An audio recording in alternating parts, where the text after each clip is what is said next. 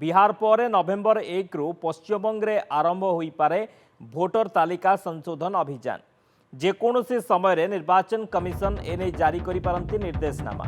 एने राज्यर समस्त जिला निर्वाचन अधिकारी को सतर्क रहिबा को कहुଯାଇଛି। पश्चिमबंगर मुख्य निर्वाचन अधिकारी समस्त जिला मजिस्ट्रेट को एसआईआर तुरंत प्रस्तुति आरंभ करने को एवं बाकी थिबा कार्यगुड़ी को यथाशीघ्र समाप्त करने को निर्देश जारी करिसेंती।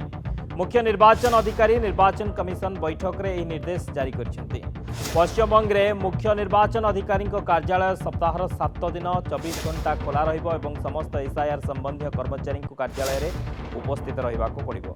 प्रत्येक जिला निर्वाचन अधिकारी एवं निर्वाचन पंजीकरण अधिकारी मध्य एसआईआर संबंधी समस्या गुड़िकर समाधान पाई सेमानक कार्यालय रे एक सहायता डेस्क स्थापन करिवे। निर्वाचन कमिशन आनुष्ठानिक भाव एसआईआर घोषणा करिवार परदिन एक सर्वदलीय बैठक डकाजिबो।